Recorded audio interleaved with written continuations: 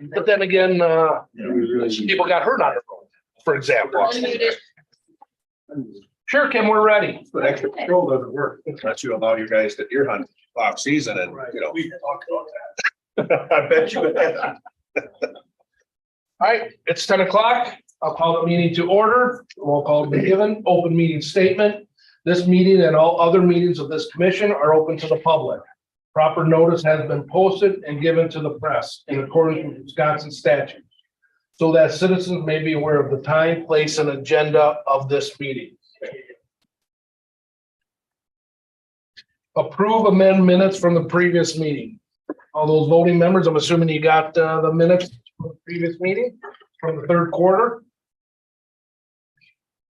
Any amendments anybody sees? Any changes?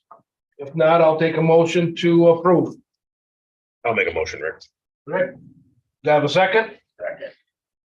Thank you, Tony. Any discussion? If not, all those in favor of approving the minutes from the past meeting signify by saying aye. Aye. Opposed? Thank you. We're all here. We should have had a copy of the agenda. Any amendments? If not, I'll take a motion to approve. I'll make that motion. Thank you, Andy. Is there a second? Couple seconds. Thank you. Discussion on the agenda? Not all those in favor of approving the agenda signify by saying aye. Aye. Opposed? Carried. Thank you. Public input. Do I got anybody behind me, Kim? See that far? All right. Josh Wilson, I'm this- Oh, New London. All right. Thank you, Josh. I don't have anybody else in here, so we'll skip past the public inputs. Reports. You should have a paper copy in front of you. It's the same as what you have on the board behind me. So let's go through October's numbers. And this is through all of Waupaca County. 45 property damage crashes, 18 injuries, 20 people hurt, 3 serious, 10 minor injury, 7 possible injury, 1 fatality, 63 total crashes. November, 69 property damage, 8 injury crashes, 9 people hurt, 2 serious, 6 minor, 1 possible, 0 fatalities, 77 total crashes for November. December, 77 property damage crashes, 17 injury crashes, 24 people hurt, 8 serious, 12 minor, 4 possible, 1 fatality, and for December, 94 total crashes. For the fourth quarter, total property damage crashes, 191, 43 injury crashes, 53 people hurt, 13 serious, 28 minor, 12 probable, and 2 fatalities in the fourth quarter of 2022. 234 total crashes for the quarter. And since it's December or now January, yearly totals, 622 property damage crashes, 160 injury crashes, 204 people hurt, 41 serious, 101 minor, 62 possible, 5 fatality or 5 fatal injuries, 782 total crashes for 2022 Waupaca County. Any questions on those numbers? Are there just the numbers from the Waupaca County Sheriff, or did you include one? I included the cities and everybody. And it's without deer, Excuse me? without deer. I included deer. The fatalities for the quarter.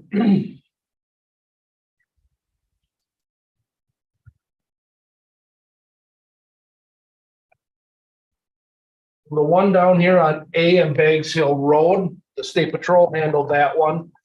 Corner isn't in here, but that's the one where the person passed away 20 some days later. That turned into a fatal. We didn't know it at the time of the crash. And the one on Highway 10 near West Fulton Street, that's near the city of Waupaca or in the city of Waupaca. That was a one vehicle crash, single occupant. I believe he was ejected. That was a city of Waupaca crash. I don't have much more information on the cause of that one. I think I might have heard, speed might have been an issue. So them are the two fatalities for the quarter. For that second one, I just want to thank the county for having an EAP program. My employees were on the scene with that one. You guys called it in first, correct? And they utilized the EAP program to talk with the counselors and stuff. So it's good.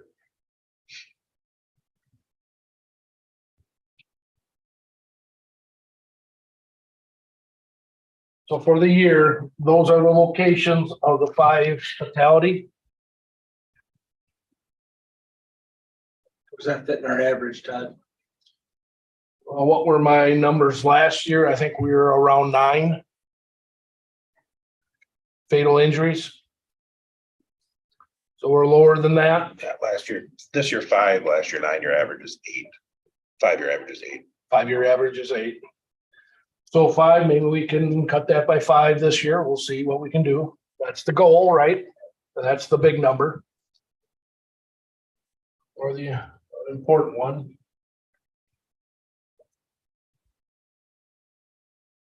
And I'll just put up a dot for all the crashes for the year. And for anybody listening or here, this is this map. I'm in the advanced section, but you can see a map just like this. So it's open to the public.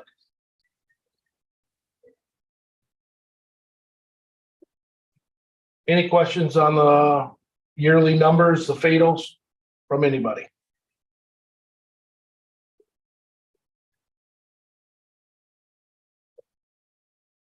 And I don't think we have one, I believe, was a deer. We had, they swerved to miss a deer. The city of Waupaca one, I don't know. The one up on Highway E, I'm sorry, 161, I believe, speed, because somebody was running late for work. Bakes Hill Road and E, I don't know. Was that a stop sign issue? 5, we'll try to get that down to 0 this year. All right. No further questions from me, or we can circle back. Casey? Good morning, everyone. As far as things that came across my plate, I missed the one in October, the last quarterly meeting. So one thing that we kind of brought up is at the city of Waupaca and Waupaca County level, we're looking at the intersection over here at Towers Street, across from Torberg's and the BP station. County Supervisor Dave Johnson mentioned to me multiple times that his son coincidentally has been in a few fender benders and that we have to do something with that intersection. We have to do something. And so that was on my mind for a while. Like, what am I going to do? What's my study or what's my process to review the intersection of Tower Road and K?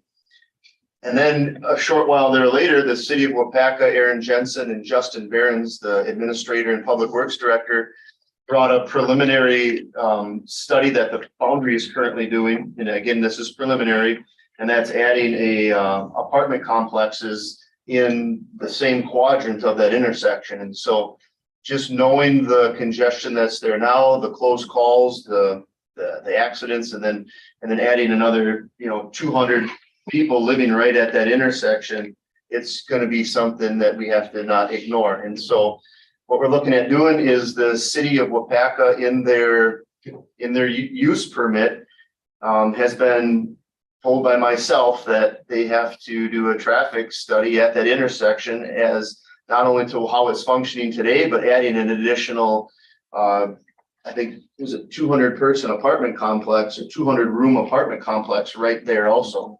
And it just won't be vehicles coming and going, but it'll be pedestrians walking at that intersection, going to the gas station, whatever. But I just know that that's a safety issue that could arise. It might be fine, but it's just something that we can't ignore. And I can't ignore Supervisor Johnson's request to do something. And so very preliminary, I'm almost looking at how we are addressing speeds going towards Schuler's, towards the roundabout right now.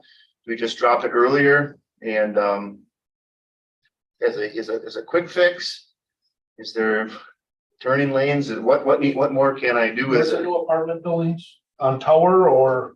So yes, if I can put this call here. Northeast corner. So if we, On the boundary side? Boundary.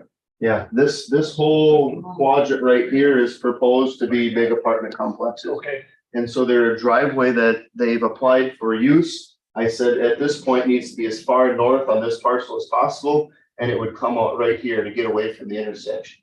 Now you got a lot of turning movements coming in and out, and it needs just to be analyzed by a traffic safety level people, so that we don't create more congestion or accidents that's already there. So So are you, the city's gonna request a traffic impact study then by the developer, by the yes. developer, so they'll have to hire an engineer to count the cars. Get the level of service, how it operates now, add the development traffic over 10 year, 20. They're gonna put that in their use Yeah. permit rather than the county footing that bill and administering it. So you're doing it the right way then. And they should be able to evaluate it if it needs lanes or a change in traffic control as well as part of that. So that's all I have from my end. I do think that all of us on the highway department, we know that the cable guards are probably saving lives. You don't know for sure, but they are being run into all the time.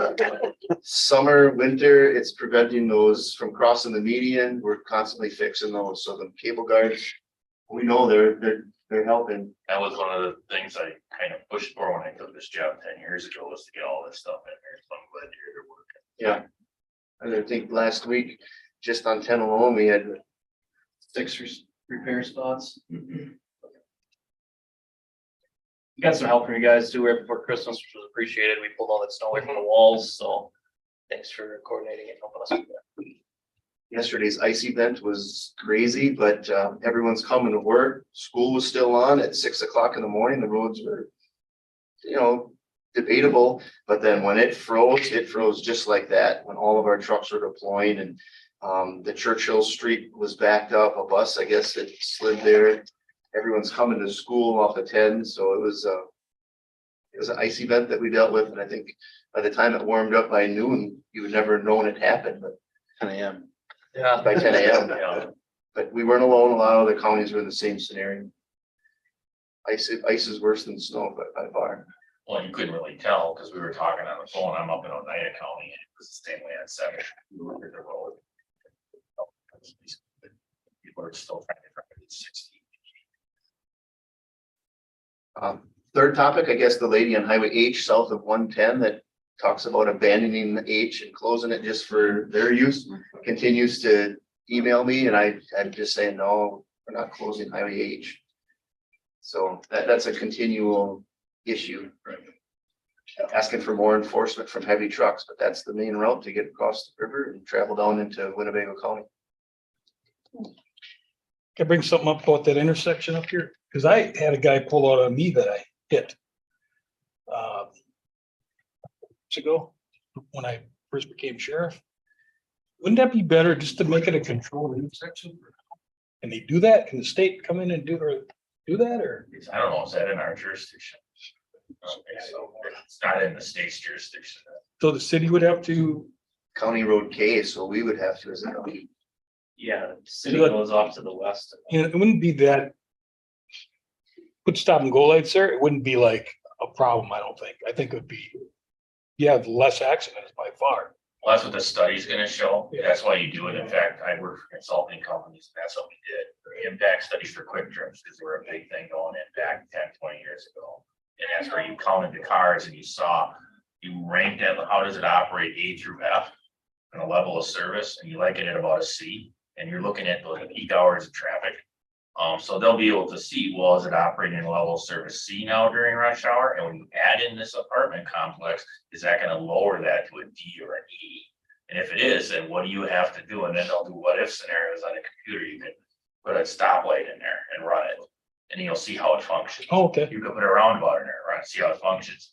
So all that stuff is the what if scenario is what that study does, but we need traffic count data, or the consultant does, or the developer, take a look at that. And that's what the study will bring forth with those recommendations. Then really it's up to the developer to work, and the developer, they're gonna have with the city. how that's gonna be done, who's paying for what. Cause obviously a stoplight now, when I started designing, they're about 125,000.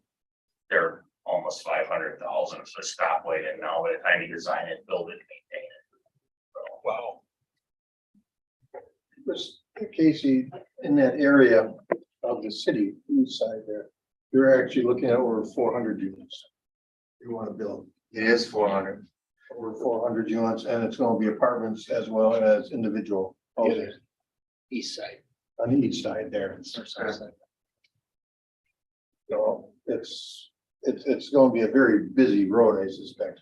And it's in the back of your head. This is a 200, is going to be double that. Okay. Yeah. That would be up for the developer to Yeah. work with with the city, and we have to, I don't know if this committee says, yes, we want that done. That way it's more than just Casey pushing the traffic study, or what level we need. It wouldn't be a bad idea for us as an advisory board for safety and the county to recommend that the study. Recommend it with, that way I have some pushback on why we're doing it. This isn't that our jurisdiction at that intersection? So. Gas station's ours. The gas station's ours, but I think so much to make a motion, pass and vote that recommendation from this committee that that's part of the developer's agreement with the city. They put that impact study in that part of the development. Do we gotta put it on the agenda for next time? two houses there. I'm not sure if that will cover probably. Probably. I don't know why they don't square stuff off. But we'll have it, I'm sure if we wait 3 months, we'll be fine. A roundabout would take up too much real estate. You'll make that a note. Anything else, Casey? That's a roundabout, but Lauren, Becky, anything? Yes, All right. as some of you know, in the budget, there was the road test, we still have the road test waiver going on and in In the the state. state budget? Yes, I'm Okay. sorry, state budget. And that was part of the state budget. They took it out of the budget. So as far as the DMV goes, they're still up in the air. They have not started doing road tests.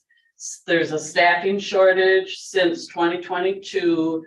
The DMV has not been training anyone to do road tests.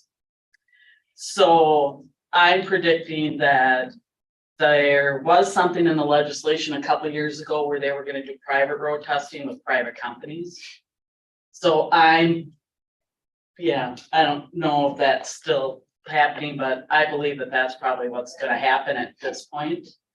As some of you know, I sold my driving school in July, turned 62 in August. And if you, I have myself set up in a position to, if they're doing private road testing with private companies, I'm ready to do it. So that's kind of where I'm at with that, because you can't own a driving school and do private road tests. And I believe Michigan does private road tests. So I think maybe that's where they're gonna go, but as of now, nobody knows anything. DMV doesn't know anything. Nobody knows anything unless someone from the state knows it. Well, the state's having a heck of a time hiring employees. Right, They're sending me to universities to recruit engineers. Right. I'm going to Ames, Iowa. to Right. Recruit at the University of Iowa. Right. It's- yeah, And we found out we're the lowest paying DOT in the Right. north of tier states. and they haven't been training them to do road tests since 2022. The DOT is just a part of that too. Yeah. So I predict that that's how it's gonna go, private or no road tests at all or private company. So that's all I have to report. Any questions for Becky? What's your driving school? Lori Eidenberger. She lives by you. Yeah. And I'm still consulting with her and stuff, so, yeah. I don't think is she doing Waupaca area anymore? I don't know. But she might have just made it a little small. Live on cut off.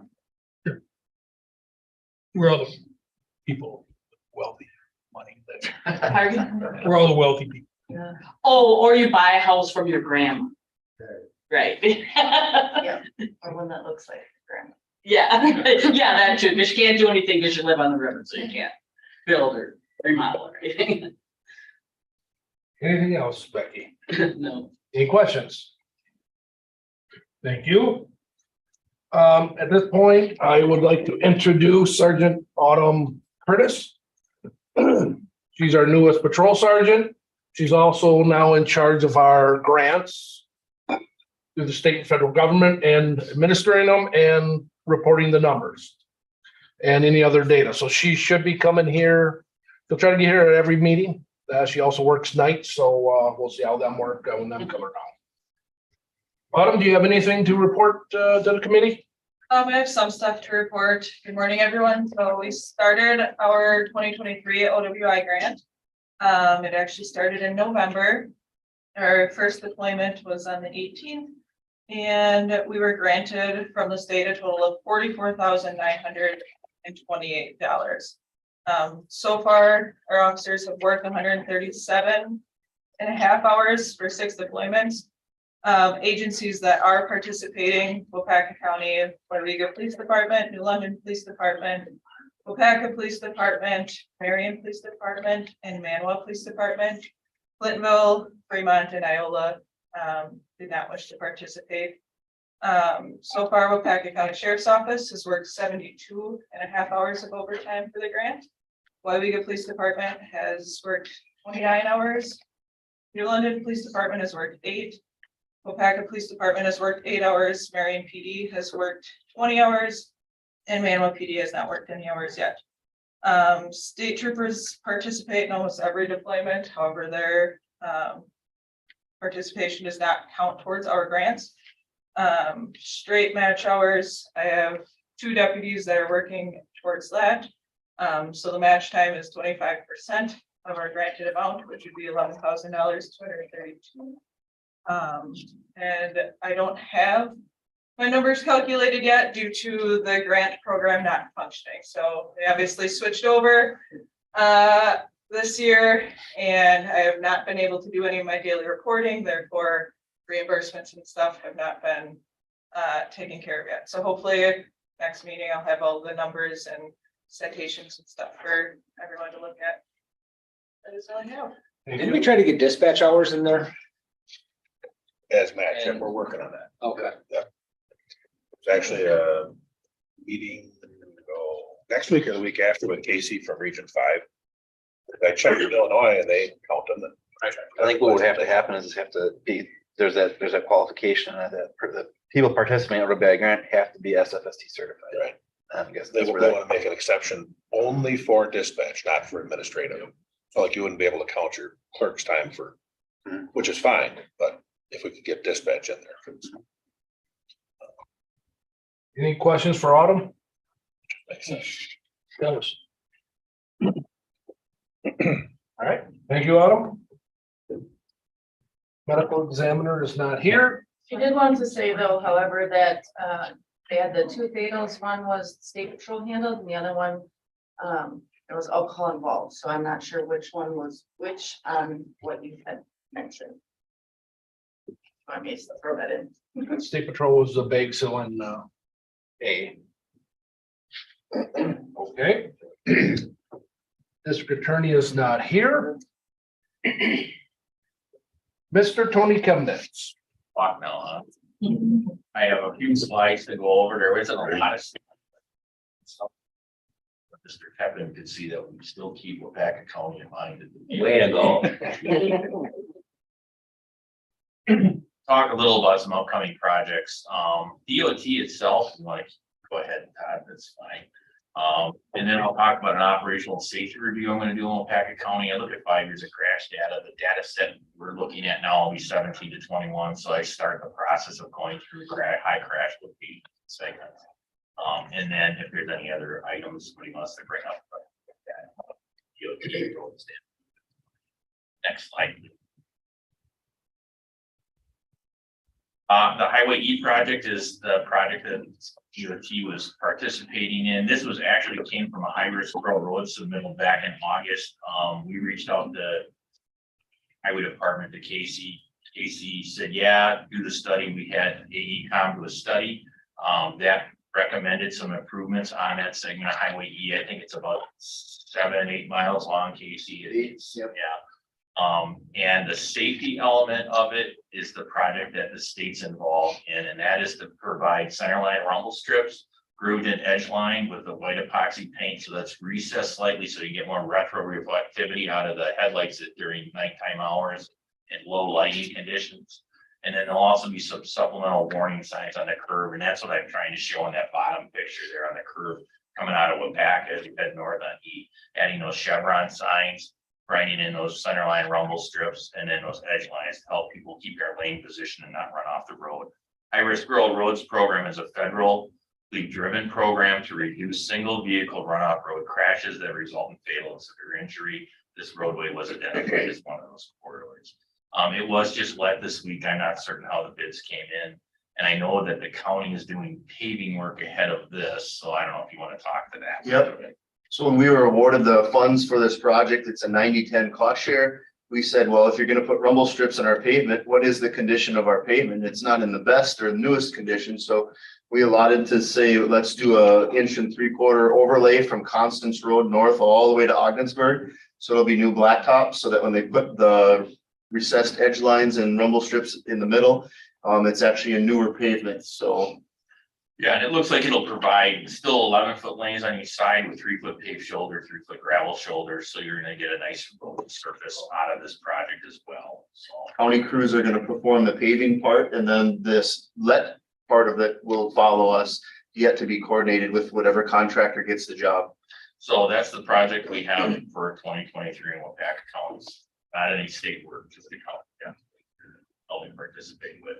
I did take a look ahead, if you want to go to the next slide as well, to see what else is coming up. So yes, there's not a lot of DOT projects on state and US highways, but when you look at 2024, we do have our highway improvement program online. You can go on there. If you actually type improvement program in the search bar on our login screen, when you get into the DOT website, it'll pull this map up, which is that state map there, and then different colors on those roads. If you click on them, tell you what year it is and the limits of the road and what they're proposing to do, resurface it, reconstruct it, however.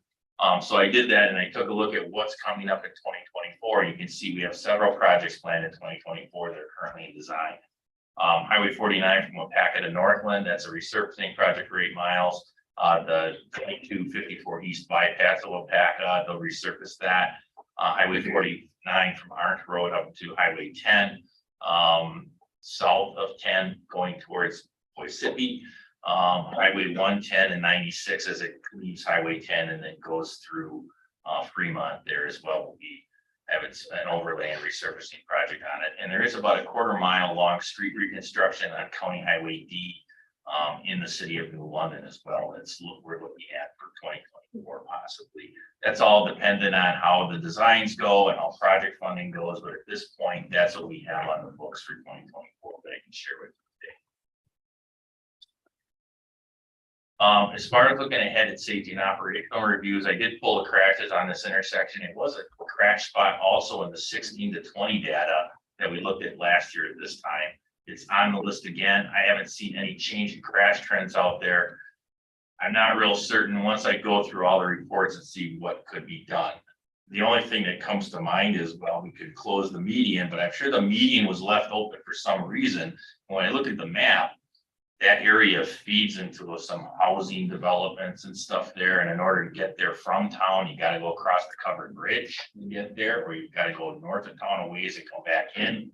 So there'd be definitely some discussions and points that would have to be held there if that was going to happen. So that's the project I'll be looking at as far as a safety hotspot. And that's really all I have. DOTs, like I said, we oversee the design, construction, operation, maintenance of the state and US highways. If you have any questions on those roads, that's something we can look into directly and report back. And that's my contact information. My counties are in blue. Thank you, Tony. Questions for Tony? All right, thanks for coming, Tony.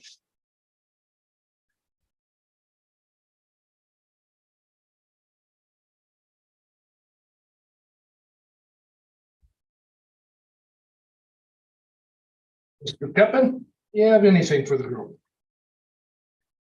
Well, this is not in the interest of safety, but it is interesting. I just marked down a few figures from our finance committee. Last year, 2022, Waupaca County set a record in the register of deeds for transfer fees. They brought in close to $1.1 million in transfer fees just last year, which is an all-time record for Waupaca County. Another thing that was interesting, excuse me, we set a record in sales tax receipts, 4.8 million we took in sales tax. I imagine some of that's due to inflation, it costs more, but that was an all-time record for us. So, and collections, how many dollars do we collect for Waupaca County? All the entities, it's 81 million. So those are figures that of useless information. Thank you. If it wasn't for the 81 million. Yeah. Yeah. That's right. Exactly. Right. Casey doesn't take it all. By transfers, do you mean deed transfers? Oh, deed transfers, so people putting their houses in Yeah. trusts and Yeah, stuff. all that thing. Oh, yeah, really. The sheriff takes the money all the time. That number. It's your hotel. 108,9, 110. That's the official number. Any question for the county board chair? Thank you. Rick Oleg. Just have a few things. Couple of changes to community maps and stuff. Statewide numbers, and I know there's been more than 2 fatals so far this year. I have a feeling that the reports are just that far behind, but as far as the daily reports that are sent in, the day of the fatal, there's only been 2 sent in compared to 14 last year. And on the lower right, you can kind of see where we've been for the past, 2018, we're at 576, then 550. And then we've steadily been going up, 591, 593, 596. The 596 is a preliminary number. That'll probably change for the next year because there'll be some that are deemed not to be crash fatals and stuff. I don't see that number going up, but it still seems to keep trending up. Next one. Just the countywide numbers that he went through, but what I wanted to show is that it's kind of ironic that there are 2 fewer crashes this year than last year. And your injuries are down a little bit. Just ironic kind of how steady or consistent it's getting. And then the mapping, and I know when I first started doing this, we were beating on the desk telling people to map their crashes. And it's obviously gotten much easier. The system is easier, but you only had 1 last year that wasn't mapped. Which is really, I don't have anybody that can say that. So that's kudos to you guys. Can you tell me which one that is? I can tell you which one it is. Which crash report did you take last year? None. And then, like I mentioned earlier in the meeting, Clintonville is really low on mapping, which might be a training thing but we're starting to see where more and more are mapped, and it's important to see them mapped because that's what we look at to see, and even Casey looks at that to see, where the crashes are. Well, if they're not mapped, now it's literally a hand count of crashes in an area, and you gotta find them first. So, if you went to Clintonville and 30 crashes are missing and 15 of them are from the same intersection, that really kind of skews your number. So it is important, and I'm really glad to see that you guys are really on board with it, because even from the beginning, you guys jumped on right away. And some that were like, well, this will go away. Well, it didn't. Well, thank you for that. Next one. Just looking at the 2 crashes we talked about, A and Bags Hill, there were only 2 crashes in 5 years. One was the fatality, and then there was one back in June of 2020. So not really a whole lot of history there. Both of them had occupant protection. Both involved a teen driver. But other than that, and they both occurred at the intersection. But we don't really have a whole lot. 2 in 5 years is, I don't want to say negligible, but it's not showing us a huge pattern. So the next one. And this is the one that was on 10, 26 crashes. But this is one drawback of the mapping system is I picked just that red section but it automatically goes 250 feet from that line, which always takes in the ramps and also takes into the frontage roads and stuff. So even though we're just looking at that road, you can see there's a bunch of crashes at the off ramp.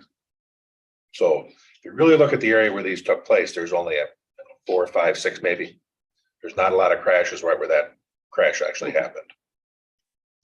But at least it gives you a way to look at it, just like the last one where we looked at the intersection. Now, if we'd have seen 15 crashes there, it'd be like, well, by then I'm sure you would have been looking at it or you'd have had some outcry, but it gives you kind of a quick and dirty look at where we at with crashes in that specific area. So next one. There's a new tool we're looking at. Because when I show you how many crashes are related to speed and occupant protection and all that, and I do a comparison over 5 years, I have to run each report 5 times to show you where you are over the past 5 years. It's called Shiny Apps or something. It's and what I'm looking at is how did 22 rate compared to the past 5 years? And it gives you a real quick look at where are you at. 2022, your fatal crashes are down 44% compared to the past 5 years. All your crashes are down, maybe only by a few, but it shows you each category. And this, all I'm putting in there is Waupaca County in either 1, 3, or 5 years. It's that easy. And then you have the exclude deer, which you could uncheck that if you wanted to. And the exclude PLPP, that's parking lots and private property. So you could uncheck that if you wanted. But it gives you a kind of a quick look at where are we at comparing 5 years. And this report would take me probably, well, there's another slide, but it would take me 4 hours to put all these numbers together and then create the percentages. So we're hoping to get this onto Community Maps as soon as they buy the license for Shiny Apps or something. But you can see your aggressive driving is up a little bit. Your 65 plus drivers, and we've been talking about them for years, but they're up 13%. Teen drivers are down, which is really a good thing. 2022, so it shows that from the pandemic, it's starting to drop off. Speed is up, but even 6% isn't bad when we were looking at some pretty high numbers. We ran this for 21, I think it would have been up significantly because that was kind of our bad year. And distracted driving is down in the county. The next one will show the other categories. Overall, your vulnerable operators, the pedestrians, motorcycles, bicycles are down quite a bit. And then they also added in the lane departures. Your single vehicle lane departure crashes are up a little bit, but all the rest are down. Your intersection crashes, work zone crashes, and work zone is a little bit, I think it's kind of skewed because like next year, how much road construction do you actually have? Yet when they did all the work on 10, work zone crashes obviously go up because there's so much more traffic there. So that's the only one it's kind of hard to judge because your work zones are never consistent year to year. But the rest of them, I mean, and since I excluded deer, the deer box is empty, but it can show you if your car deers are up or down. So it's, as soon as it's out there, I'll get it out to everybody. It's easy. It runs in seconds. And it actually, there's a section I didn't show, which actually shows you what the numbers are on the left side. But really, most people are just interested in the percentage. And this is maybe something that you could even use as a yearly report. Right. Because you can compare it to just last year, 22 to 21, or 3 years or 5 years. So I think it'll be a useful tool and it should save us some time on running reports. Any idea when they would have that license, or is it? They just completely finished this up maybe a week ago. And now he's just looking at what it takes for the state to buy the license to put it on the Community Maps. I don't know what that takes. I don't know what that looks like. But if you think the county red tape is a little difficult, but again, it's coming through the crash records unit, so that might help us. But they were talking about hopefully by the second quarter of meetings. Oh, good. So, I mean, in state business, that's not bad. That's pretty quick. Because Personal, it's free. But now you're looking at something that would potentially be used statewide. So I think that's probably uncharted ground for shiny apps. So. Next one, there's a couple changes to community maps. When you go on predictive analytics on the left side, they added two things. One is optimize for injury severity. Basically, it says a fatal crash gets more weight or points than a property damage crash. You can deselect it if you just want to say, I want to know about, if there's 5 crashes, that's all I want to know about. I don't want you to weight it by fatals. But I think, Tony, most of what you guys do is weighted, right? Yeah, so the weighting it would fit more with what you guys do. How we look at crashes is we actually have safety performance functions that are formulas developed based on the intersection type, the traffic volume, compare it to national standards, and then we adjust it based on Wisconsin adjustment factors, so we can take observed against an expected number. And then if that's significantly over, that's what we'll take a look at it. It's a little more, I think it's a little more complicated. But I mean, you guys do weight, correct? If you have 2 fatals at an intersection or 2 property damage, the fatals are clearly gonna. There's a dollar value assigned to things for safety money reasons. So you can do that with this, and usually for enforcement, that's what you look at also is, yes, we want to know how many crashes there were, but sometimes in the winter, they run off the roads versus the, going down through the median and hitting another car head on and having a fatal. That fatal should have more weight than the other. And then the same thing on the bottom one is you can weight it based on the roadway route. Just 2 options that they wanted to put in there. It defaults to that being on. You just uncheck it to get rid of that. The next one, just I think we might have talked about this at the last meeting, the driver's ed PowerPoint. Yes, I took the things and distributed them, yeah. And it's now on community maps. Okay, So you can go under the TSC resources tab and the actual presentation is there. And then all the resources and links are the next one below that. And it's open to anybody. You don't need to log in for this. okay, And they're intending to update this. So if you get feedback on things that should be added or changed, let us know. okay, Because they're intending every year to do this. okay, great, that's awesome. Or update it, so. And legislatively, there hasn't been anything really going on. Budget stuff, yes. We've heard if it's not budgeted, the state won't be providing. As far as those tests. Yeah, I don't think they're done. So the question about the private ones is like Milwaukee already has issues with people not taking driver's ed because they can't afford it. No, this is private road test, Right. yeah, I'm saying they already have issues down there where, yeah, so they're providing funding for that, the city is. Yeah. I think last year it was, maybe it's a small number, but I thought it was like 8,000 kids they paid for to go through driver's ed. Their question is now, how much more will a private test be versus the state test? well, I know in Michigan it's $35. So you're not gonna get rich on this if you do this. No. But I mean, private, it seems like sometimes when things get privatized, Mhm. the prices go up, Yeah. So that was their concern in Milwaukee, but, statewide, like he said, you can't get employees. And, Right. should the state be providing this? And our understanding is the waiver is gonna stay in place. Yeah, So now it's a choice by parents. right, It shouldn't be real expensive if they just simply say, I want my kid to have to go through that.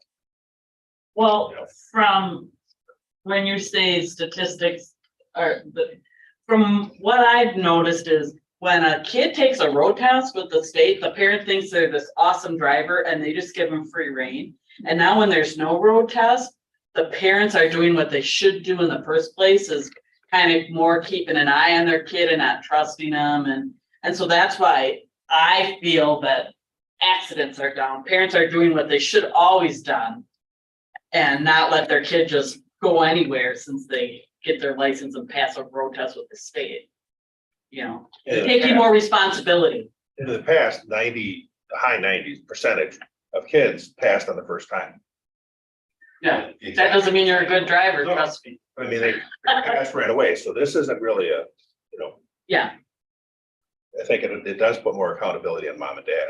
yes, Signing that piece of paper is a little more than saying, Yes. well, it's on her now, she can Yeah, well, you could never sue the state, but the parents just felt like, they didn't feel responsible for it, They never took the driver's ed that yeah, was years ago, yeah, it's all different. where it was actually much easier. Yep, it is. Just, I think we've talked about this in the past, but you're gonna hear more and more of this coming up is the safe system approach. Where you try to put everything together to create a safe area, understanding that, like, the cable guard's a perfect one. We're accommodating for human mistakes. They're gonna screw up driving a car. They're gonna drive too fast. They're gonna go off the road. They're gonna go in the median. So what do? Put a cable guard there. So they don't go down through the median and hit somebody head on. The safer vehicles, things like the lane deviation stuff that happens in your car, so you can't, or if you do, it vibrates. Mine has automatic braking, which I hate. On one of the curves where the bridge wall is real high, it slams on my brakes, thinking I'm going to hit that wall, because you're going towards it and then it turns. But there's a lot of things that are going there, plus the safe speeds. There was actually a question yesterday, and we didn't have a DOT rep there, but is the 70 speed limit tied to federal funding? Or is that gone for like 20 years ago? Okay. That was a Walker administration. Because there was 41, the 2-lane area north of Oshkosh or Appleton area. They're trying to get that down to 55, was the push at one of the meetings I was at. So I'm gonna go 70. And then for 6 miles, I'm gonna go 55, and then I'm gonna go 70 again. That's gonna cause more crashes. I don't think that's necessarily the answer, but somebody had brought up that you can't, because federal funding is tied to that. And I think that was 15, 20 years ago. Not certain, but And I remember years ago when it dropped to 55, it was tied to federal funding during the gas crisis, but I don't think that's that way anymore. Right now, came from on high at the street. We were told to. Oh. All this after. it's like the 08 is tied to federal funding. We had to drop to 08 or lose a certain percent of highway funding from the feds, but I don't think this will have anything to do with that. So, but this is something you're doing, and you do a lot of this where you look at the totality of everything, not just say, I need to put a stop sign there, or I need to put rumble strips there. You look at everything, which is kind of what the state is pushing for. So it's good to see. Next one is the DRE training. There's still openings. The spring school, if you're interested, let me know. I can send you the email on it. And then the next one is the October one. The next slide, I'm sorry, the October class. There's openings in both. I know it's quite a thing to get people to be able to go to that, because it's the back funding. It's not so much sending them to the DRE school. It's the fact you got to pay somebody overtime to fill their shift. Then upcoming dates, the big one is vehicle safety recalls in March. There are so many vehicles out there with recalls that nobody even knows about. And there's a website, you just put your VIN in, and it automatically tells you what recalls are out there. People get the little postcard about a recall, and they think it's your vehicle warranty has expired, and they throw it away. So we're hoping to get some more PSAs about that coming up. And there's, I don't have a slide on it, but there's been a couple more changes to community maps on the advanced search, as you found out. It defaults to excluding car deers. So if you want to include car deers, you have to uncheck that or move it to include deer. The two things about predictive analytics we already talked about. And they added in the lane departures. And it's an additional, like a box you click on that says additional filters. And what was happening is after you clicked on that and ran it, it would close that box, so you wouldn't know you had to check. So you'd start getting numbers. It's like sometimes I've run reports and I clicked fatals and A and B injury crashes, and then I forgot that I had done that as I'm running it. So now that box, if you check on it, it'll automatically stay open. So you'll know that those parameters are there. And then there's a limit to 50,000 records being searched. So it'll pop up and say, your request exceeds 50,000. in the past, it just kind of locked up. What we found though is, I mean, you can, for you, it's not that difficult because they get 50,000 records is, I don't know how many years. But for some agencies that need that, you can either parse it out to 3 years and then the next 2 additional years and combine them in that Excel spreadsheet. Or you can let it run and the map won't load, but all the stuff on the left side will. So you'll still have the numbers, but you won't get the map to load. And they're working on cleaning a couple other little things up, but those are the big changes recently, along with the aggressive driving and stuff. So if you have any questions, let me know. Otherwise, if you need data, crash, because it's the end of the year, crash data analysts at DOT can get you reports. That's all I have, sir. Thanks, Rick. Any questions for Rick? Thanks for coming, Rick. Sure. Emergency management, Andy? State Patrol, Sarah, thanks for coming. Anything? I just was relaying that we should have another trooper in spring. In Waupaca County? Yep, so the transfers will open up and there's a long list of people who want to come over here, so hopefully that'll be filled, so we'll have 3. Good. And I think we're gonna get a letter together at some point to request a inspector again in our area. We'll see if we can get that. Mr. Kevin. They ask, why Waupaca County? Henry Glick. Why does everybody want back there? Yeah. Well, District 4 management is Yeah. one of the better ones in the state, so that's always a plus. And the fun county work, and we actually get along with the departments, unlike some of the neighboring counties with some issues, so. That's the second time I've heard that. Thank you. Kind of do have a, Tony, people have been asking me in the public about Highway 110. Marion, and I know it's been on the agenda, you guys talked about it. Yeah. Some people have been hearing rumors that they're gonna give it to the county and name it a county highway. There was a movement some time ago, I know that, Casey's predecessor was trying to. I guess there was talk of getting rid of 110 and turn it into a county highway. It's low volume, it's got some, standards issues. But I think that kind of stalled, and I haven't heard anything more of it. And from a county level, you may know more, because you're more involved. They're talking about a planning section, work in planning, section. So I don't know. I came across one document dated 2012 where the state was offering the county $2 million a year to maintain it as they took it over. And then there was a big pushback from the county, like, we are not taking over that. I We think have that's that why it's stalled expense. out. I don't know where it is right now. I can ask again and have someone from our planning unit, give me some information and share that back through the group. And I talked to a gentleman from the planning unit on 110 because Supervisor McClone lit up Craig Thompson at a Okay. fall region meeting. And the guy called me back and said, we wouldn't just give you money to fix it. We would fix it up and then offer it to you. And if you look on that state projects map that I had up there is a project plan in there, but I think it's like an out year, it's like 27, 28. So it's like kind of just a earmarked project, but I don't know if anything more scope wise. But there's something on the books. So, but it's all. We meet with our DOT folks this afternoon. We're gonna bring it up to them, and it's just our maintenance supervisors, Todd and Kevin Garrigan.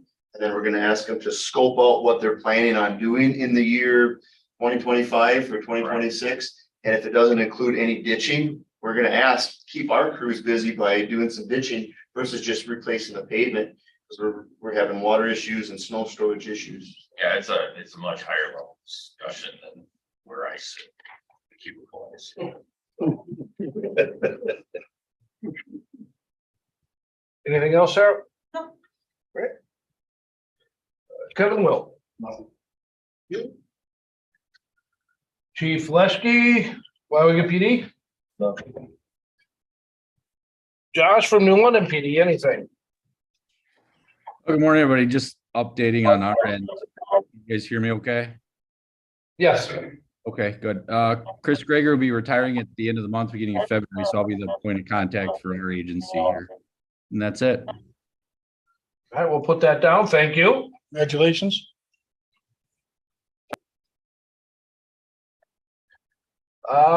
Anybody, anything else for the group?